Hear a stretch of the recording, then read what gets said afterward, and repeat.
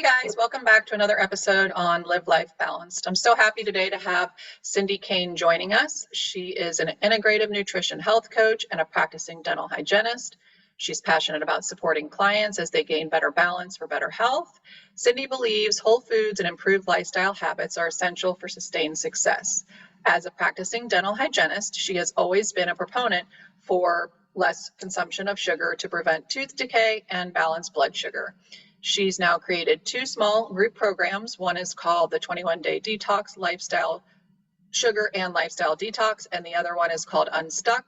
Both the programs empower and support participants as they make shifts towards wellness. Cindy is a wife, she's a very busy hockey mom, and she's an avid tennis and pickleball player. Not only is she all of those, but I am blessed to call her my friend. We met in school and became study partners and now accountability partners. Although we have not met in person, I feel like I've known her for a lifetime, and I look forward to the day that I get to actually meet you in person. So welcome, Cindy, and how are you this morning? Hi, Robin. I'm great. Thank you for that introduction. And I also am excited to meet you in person someday. We definitely will be. I know it. We'll just have to make it a priority. I would love to start today just by having you talk about your journey. How did you get to where you are today? Because it's, again, not like you just woke up and you're sitting in your seat where you are. So I would love for you to explain to people how you went from growing up to being, in the dental hygienist field, and then what prompted you to want to go even further into wellness and health. Well, I will say that I was born into this sort of lifestyle and mindset. My parents were both advocates for wellness, whether they realized it in the early 70s or not. My father had us hiking and biking and sailing and swimming and doing all of the outdoor activities that New England has to offer. While my mother participated, she did so maybe a little more reluctantly, but um, what she added to our lives and our childhood is always having homemade meals, always balanced foods, not a lot of sugar, whole foods, always a protein, veggies, a meal, sitting down together as a family. And I just grew up in that sort of mindset of wellness, of health, without it actually being said. It was the examples and the way that we grew up that sort of led me into the idea of what made me feel my very best. And then when I was headed off to college, not really knowing exactly what I wanted to do, my father, as a dentist, suggested dental hygiene, which has been a gift to me as a career. I'm over 30 years now into just being able to support patients in the way that I have, which includes overall wellness for sure, but oral health, because we do know as health coaches, and I hope that people listening have learned from their dentists or dental hygienists, that oral health is really the beginning of overall health. And So it's interesting that you say that, because I think a lot of people, when they go to the dentist, they go for their 2 checkups a year. They want to make sure that they have no cavities, and they, just want to make sure that they have a good smile as they age. But I think there's so much more to it that people really just don't understand. And it's been interesting in my life to see some of my family members have a lot of dental issues.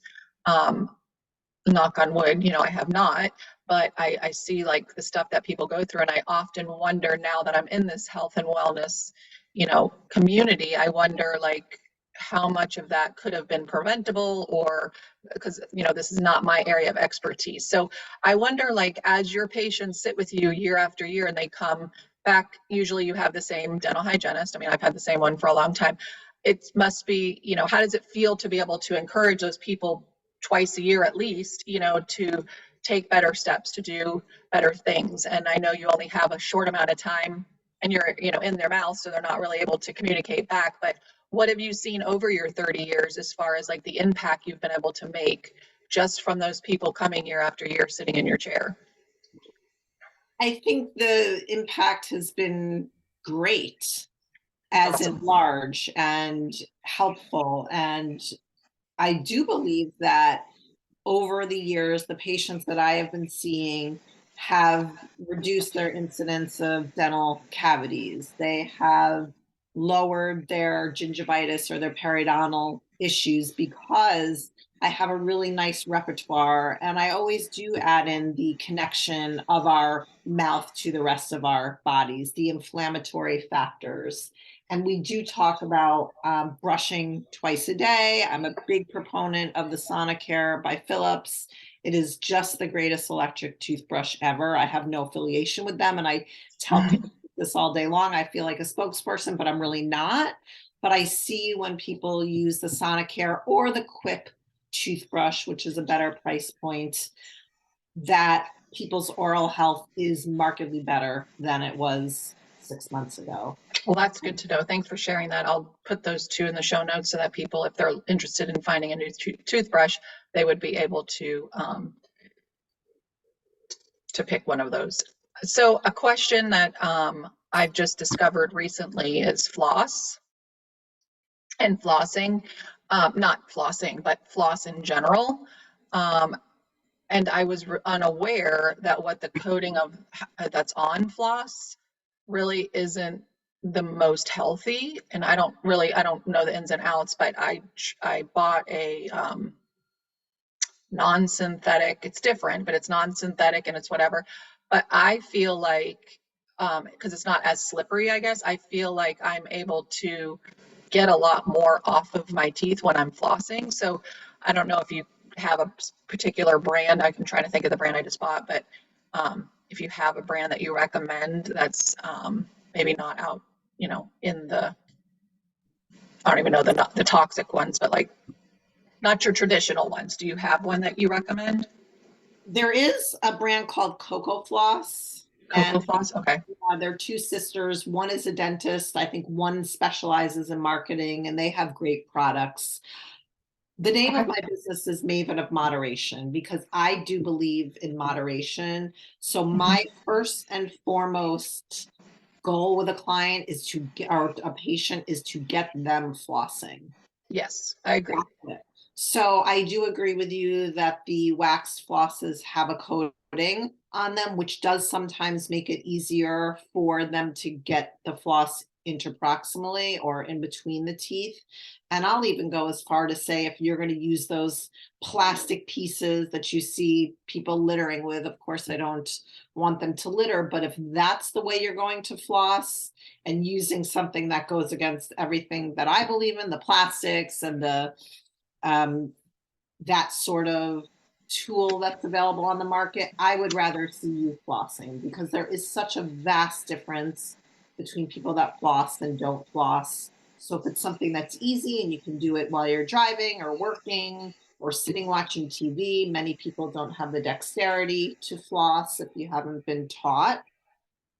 I think it's a great alternative And I because love that you just said that because, like, your moderation on balance. So it's like one small shift at a time. If you're not flossing, get flossing. If you're flossing and you've been flossing, start reading your ingredients and look for different options and kind of grow, slowly. So, one thing I would love for you to talk about, though, is that connection because I think so many people don't really understand the connection between oral health and actual, like, your health in your body or your gut. So, if you could talk a little bit to that, I think people would benefit from that. I will. I would love to. As we all know or you'll learn today, and by listening to Robin's podcasts and reading more about what we do as health coaches, inflammation in the body, I believe, is really the key to wellness or the really beginning of disease. So we want to reduce inflammation in the mouth because there is a correlation between gum disease and heart disease. And inflammatory, whether it's in your mouth, in your heart, in your joints, it affects your overall health. So going back to the home care, twice a day brushing with an electric toothbrush, flossing every day, using a tongue scraper to reduce the amount of bacteria in your mouth is a great way to gain better health in your mouth, get rid of some plaque, and also oil pulling, which goes back to Ayurvedic behaviors or mindsets of how to balance the body, which the oil pulling, when I see people that have oil pulled, there really is a reduction in inflammation. For your listeners that are unfamiliar with oil pulling, normally it's done with coconut oil. You can buy different brands at health food stores or online. The continuous action of swishing in your mouth, 20 minutes, really does, well, the coconut oil is an anti-inflammatory and antibacterial, so you have those components. But then that physical in and out of the oil in between the teeth and gums really does improve inflammation. All right, Again, so just really quick, for people who have never oil pulled, two things that come to my mind.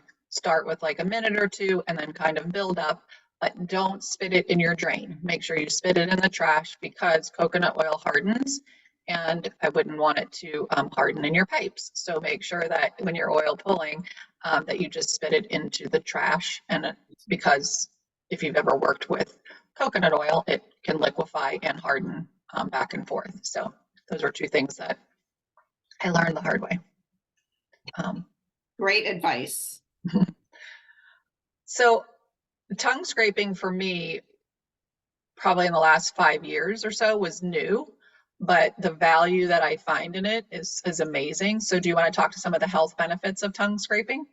Sure, it goes along with removing bacteria from our mouth, which overall just improves not only the oral cavity, but the heart health. Always balancing our gut is something that is first and foremost in my mind as a integrative nutrition health coach, that our head is connected to the rest of our body. And it is really important to remember that it starts in the mouth, our overall health. If we cannot chew and digest our foods from the mastication of actually chewing, there are enzymes in our saliva that help break down food that make digestion and absorption easier. But if we're starting with healthy teeth and gums, it allows us to chew and macerate our food, which improves absorption in the rest of our body and the nutrient food, dense foods that we're eating. And it helps balance the gut when we're increasing our wellness by eating food that is sometimes hard to chew. Let's talk about cruciferous vegetables and protein. These things take mastication. They take the ability to chew your food without pain to have the benefit. So one of the things that I'm hearing you say is, chewing is the first part of digestion. And when we are in a rush and we're, rushing to get the meal down just to move on, most of us probably aren't really being mindful of how often we chew or how much we're chewing or the actual process of that digestion, starts in the mouth. We've got to chew enough times to allow the coating to get around the food so that when it goes down, it can do what it's supposed to do when it gets down into the lower intestine or the small intestine, large intestine type of thing. So what is your recommendation for, chewing or mindful eating? How do you talk to people about that? This comes up so often in health coaching. People generally come to me because they want to lose weight, they want to feel better, they want to choose better foods.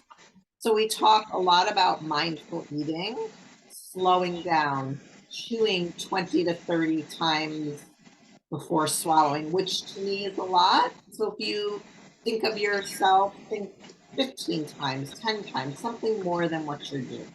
So as we covered, not only does that improve absorption of nutrients, but it also slows down our mind for consumption of food. It allows our hunger cues to connect with what we're actually chewing. That takes 10, 20 minutes for our hormones to kind of kick in and say, you're full. And when we slow down, we have that manageability, if you will, of our intake. I love that tip because again, we're living in a very rushed society, but we do have choices around that. And with the amount of people that, are wanting to change their health and, have better wellness as they age, just simply sitting down to a meal and having that mindfulness and you're right, having that slow down time, you do become full faster kind of in what you eat because you're allowing it to start that whole process and cue that hunger cue, so that you realize that you're full. I think when we're shoveling stuff in and we're on the go, we're disconnected from any of those feelings really. And so we're not making good choices. We're just shoveling food in. We're extra full when we shouldn't really be. And so that little tiny tweak, it's crazy, but that little tiny tweak can actually help, somebody better their health. And it's not difficult. It just takes a little bit of practice. So the tongue scraping, I just wanted to go back to that because for people who have never tongue scraped before, one of the benefits is when you are done eating or you are trying to not graze and pick, for me at least, and this might be for everybody, I don't know, but for me, just simply the act of tongue scraping can separate you from cravings. It because it takes the bacteria and the taste of the food out of your mouth.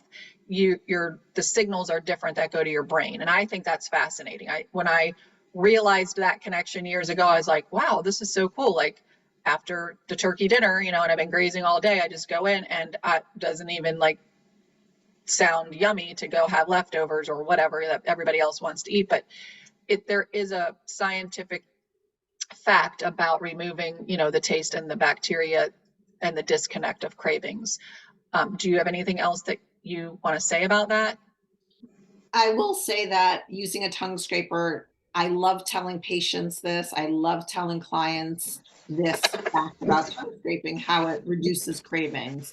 However, I will add that it also removes 30% more plaque than brushing your tongue alone.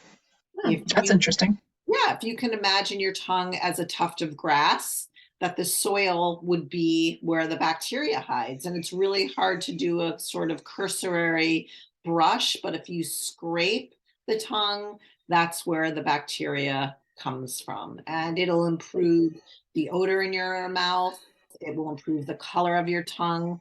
There is a side note that medication sometimes does affect the color of your tongue, Okay. but blueberries, raspberries, tea, coffee, red wine, all of these things will stain the tongue, and the tongue scraping can help the discoloration in addition to removing the plaque. That is good to know. One of the things that I also just want to mention, which you kind of mentioned the plastics before, my tongue scraper is stainless steel.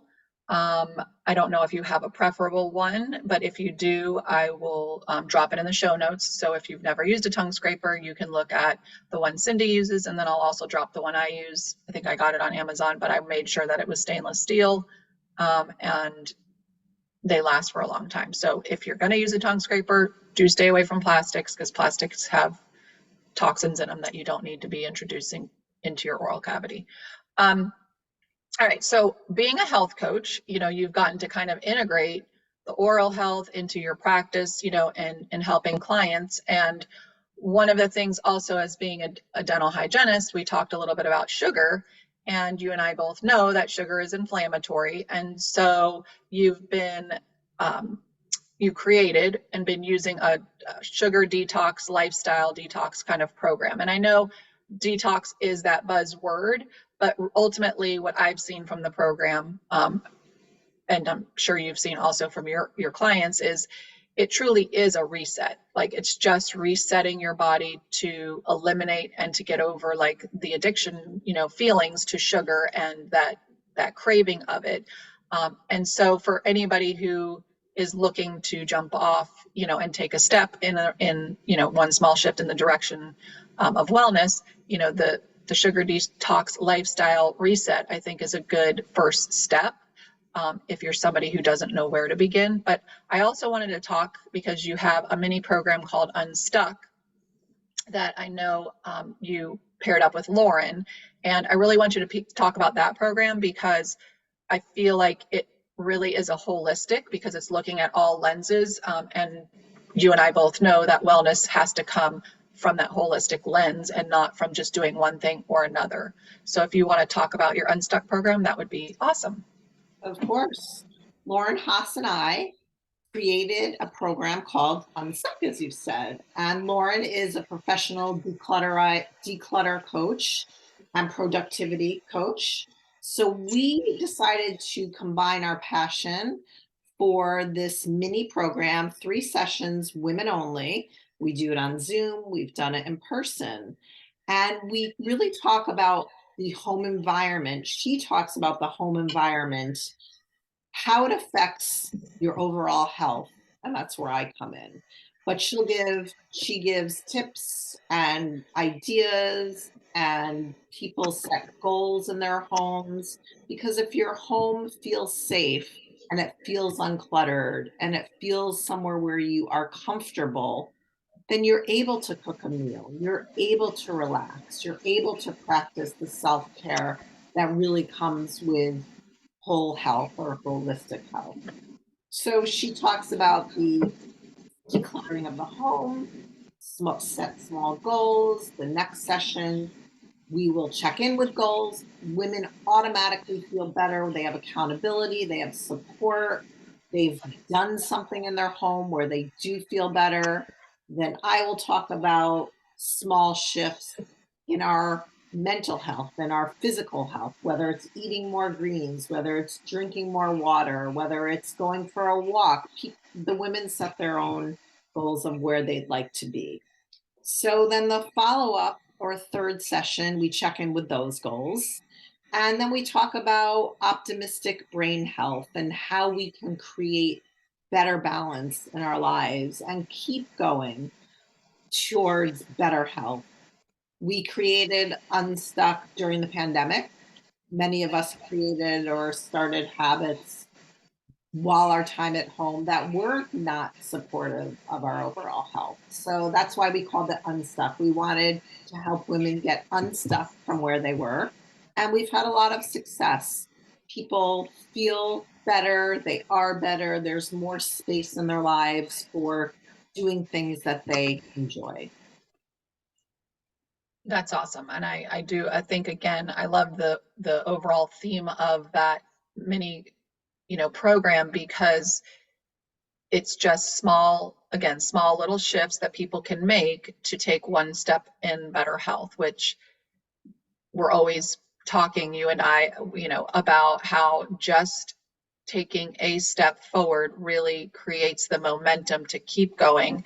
And when you start to feel better, then you want to repeat those habits. But if you stay where you are and you stay stuck, you're going to repeat the same patterns over and over and over. So just taking one small shift forward really does, it's like riding your bike. That first push really does start the momentum of the bike. And so if you're somebody out there that really, again, doesn't know where to start,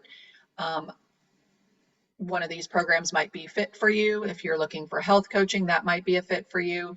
But ultimately, any one thing that you can just try and see how it feels, is going to be that momentum to get you started. So one of the things I ask all of the people that I interview are about non-negotiables, because I talk a lot about things in my life that are non-negotiable because I've learned through creating the small habits that I feel better when I do certain things. And it's going to look different for everybody. So I like to ask because I think people resonate with different things. So what is a couple of non-negotiables you have for your wellness, and also your lifestyle within your family dynamic? I would say my first non-negotiable is consuming whole foods for the majority. I'd say that 90% of the time I'm eating foods, simple foods, sweet potatoes, greens, a lot of spinach, high protein, beans, eggs. I do eat a little bit of meat, but the things that fall into the whole foods category without eating a lot of packaged and processed foods, I know that these things make myself feel my best. But I love how you said 90% of the time, because again, that moderation, that balance, there, when you have that little bit of a leeway, it just, there's no restriction, and B, it gives you the power to choose, a little bit better and make you feel like you have choices. And we always have choices, obviously, but I think leaving that 10%, so that if you are out and you are, you're not so rigid that you won't eat anything, if you're in a situation. But again, if you're doing 90% of the time, that is huge in respect to, and you look at the average American doing probably 10% of the time and 90% the flip. So we just want to flip that conversation. Okay, go on. What's another one? I love that one though. Thank you. Sleep. Okay. Sleep is so important for me. I don't want to say that I spend my whole day trying to get into bed at a reasonable time. That's not exactly true, but there might be a little bit of truth to that, especially during the week. I really require 9 hours of sleep, maybe more. I can function on 8, but truly sleep is where I find that I get really, we all need sleep, and it's a badge of honor to sort of sleep 5 hours, but really our hunger cues are off, our emotions are off, everything is off when we're not sleeping enough. So sleep is a non-negotiable. Movement, whether it's a walk or a workout, doesn't matter, I need to move. And then starting my day with a tall glass of water and lemon, and just continuing that throughout the day also is something that makes me feel my best. And I always know when my body's a little off, I'll drink more water and I feel better. Well, I mean, I'm definitely a water, advocate in the lemon water in the morning. But sleep, I'm glad that you brought that up, because I think sleep is interesting when you talk to people, because the badge of honor comment that you made, it's like, well, I'm fine, I can function on 6 hours of sleep. Yeah, you can function, but you're not functioning optimally, because while you sleep, you're in that rest and digestion, and you heal through the night. When you're sleeping, that's when your body does its work. So if you're really eating late right before you jump into bed, your body's not able to get into that state quick enough. And then if you're only getting 6 hours of sleep, you really are only getting, a very small window of healing. And inflammation is caused by not having that time also. And so there's a difference I wanted to say about inflammation. Our bodies naturally inflame when we're hurt, or when, to protect us. And we're not talking about that kind of, inflammation. We're talking about chronic inflammation. We're talking about inflammation that you have going on that is all day long. It's something within your body. It's not an up and a down. It's chronic. And so that's the kind of inflammation we're talking about from the holistic perspective of getting rid of. So with sleep, that is, the first step to healing, and also the eating not before bed and all of that. So I'm so happy you said sleep, because I feel like so many people don't get that connection. So I feel like we've gone over a lot today, but I think the mouth gut connection and the digestion connection is huge. I think sleep is very big. And the other one, movement. People are very fixated on movement, needing to be at the gym for an hour, whatever. And it truly doesn't have to be that difficult. It can just be a simple walk or a simple stretch. Wherever you are, just start wherever you are. If you are somebody who's been going to the gym for 17 years or whatever, great, just change it up a little bit, and if you've never stepped a foot in the gym or ever, decided to do movement, just try something that's going to propel you forward. So, all right. First of all, thank you so much for all your wisdom, for sharing your experience, for sharing. I want to also tell you, you're very lucky, or not lucky, but you were blessed to be raised in a family that had that kind of mindset, because it isn't the norm, if you will. I wish it was, and I want to get people, and that's why I'm doing what I'm doing. I want to create that norm for people. But I love talking with you and hearing how you grew up, because it's very different from how I grew up. And it just gives me ideas with my own little family. So thank you for being open and authentic, and always sharing, your story with me personally, because I do get a lot out of it. Where can people find you? www.mavenofmoderation.com. That is Okay. my website. You can learn about me there, but you can also follow me on Instagram and Facebook, Maven of Moderation, and Instagram is a Maven of. Maven up. Okay, we'll drop all of that in the show notes so people can just click and go directly to your pages if they're curious and interested about your programs, or just to learn more about you or to follow you. And I think that's really it for today. I do really want to say thank you so much for coming on. It's been an honor to be able to interview you and have you on as my first interview for my podcast. So with that being said, I hope everybody else has a great day. I hope that you get a little bit of a takeaway, and I will talk to you guys soon. Thanks, Robin. You're welcome.